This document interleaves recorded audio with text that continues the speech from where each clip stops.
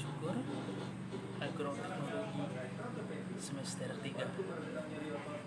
Saya akan menjelaskan tentang unsur-unsur cuaca dan sangkut paut dengan pertanian. Inilah, saya langsung saja menjelaskan unsur-unsur cuaca. Unsur-unsur cuaca terdiri atas 7. Saya akan menjelaskan 4. Rekan saya nanti Nopi Kamelia akan menjelaskan 3. Baiklah, langsung saja saya buka laptop saya. Pertama, radiasi matahari. Radiasi matahari yang dipancarkan matahari walaupun sebagian kecil yang diterima permukaan bumi merupakan sumber energi utama untuk proses fisika atmosfer. Sangkutannya untuk pertanian yaitu supaya pertanian lebih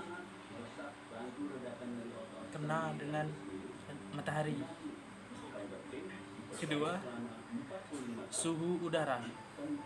Suhu udara atau temperatur udara adalah derajat dari aktivitas molekul dalam atmosfer. Secara fisik, suhu didefinisikan sebagai tingkat gerakan yang berasal dari molekul benda. Suhu udara sangatlah penting untuk kita pertanian, untuk bercocok tanam, karena bercocok tanam memerlukan udara yang sangat strategis, seperti udara dingin, sejuk, tidak kepanasan, supaya tanaman tidak keriting. 3. Tekanan udara.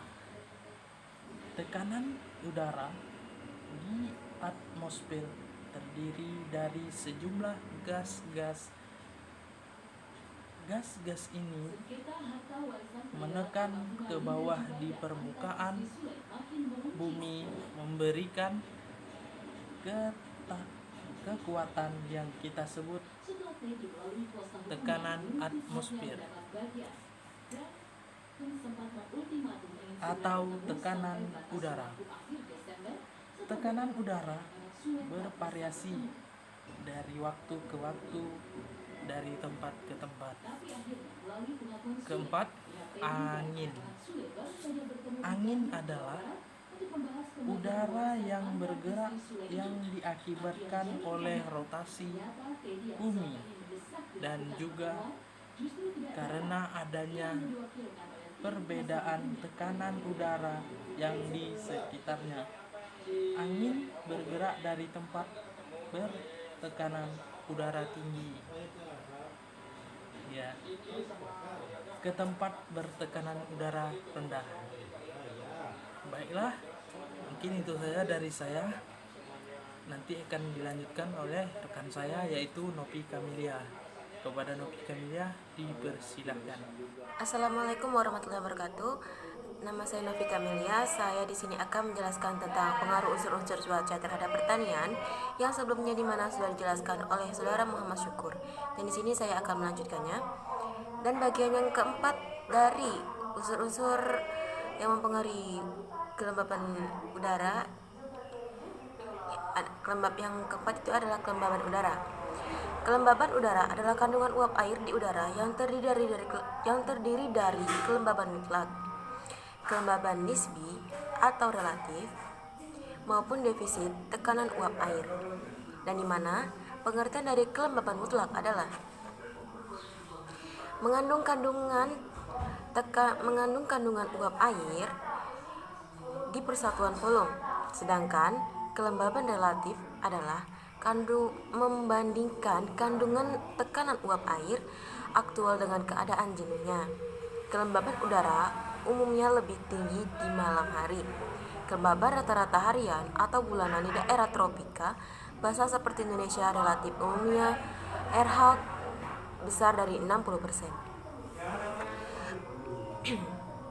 Kelembaban udara diukur menggunakan termometer yang menggunakan rambut sebagai sensornya. Yang keenam yaitu adalah awan. Secara umum, awan terbentuk ketika udara naik mencapai titik embun, suhu di mana udara menjadi jenuh. Dengan adanya inti kondensasi seperti debu, es, dan garam, uap air biasanya mulai mengembun untuk membentuk awan. Ada beberapa mekanisme untuk membandingkan udara, yaitu pendinginan adiabatik dan pendinginan karena dipaksa naik melalui penghalang fisik seperti gunung atau pengangkatan orogeografis. Di daerah tropis umumnya proses kondensasi dan pembentukan udara atau konveksi di awan dapat terjadi pada suhu tinggi kurang lebih 0 derajat Celcius melalui pengangkutan udara dan konveksi yang diakibatkan oleh pemanasan yang kuat. Secara singkat, proses kondensasi dalam pembentukan awan adalah sebagai berikut. Yang pertama, udara yang bergerak ke atas akan mengalami pembandingan secara adiabatik sehingga kelembaban nisbinya RH atau RH-nya akan bertambah. Tetesan air kemudian mulai tumbuh menjadi awan pada saat RH mendekati 1000% atau 100%. Tetesan air yang terbentuk umumnya mempunyai jari-jari 5 sampai 10 mm.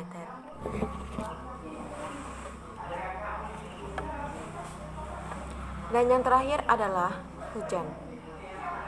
Hasil dari perpaduan unsur-unsur cuaca adalah hujan.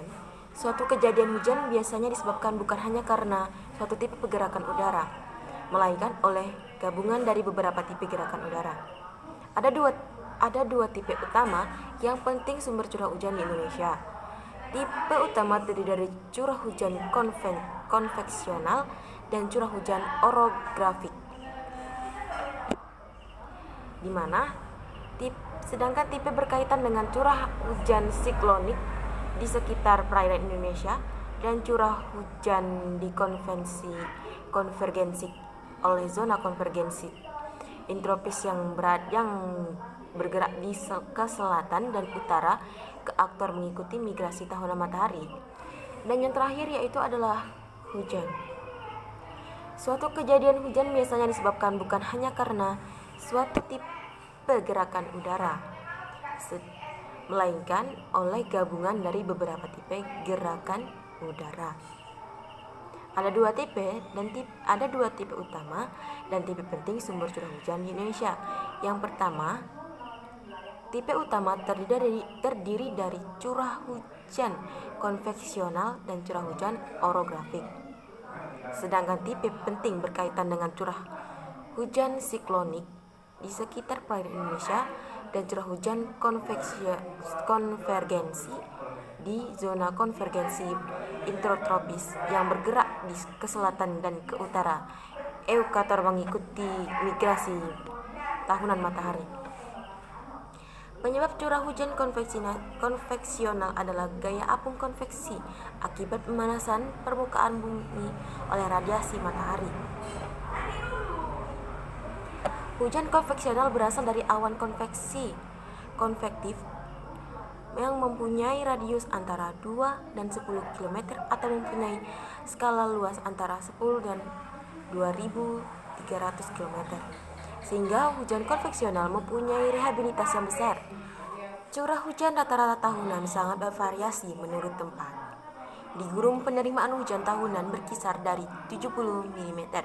Sementara di beberapa daerah tropika basah, hujan dapat melebihi 4.000 mm per tahun.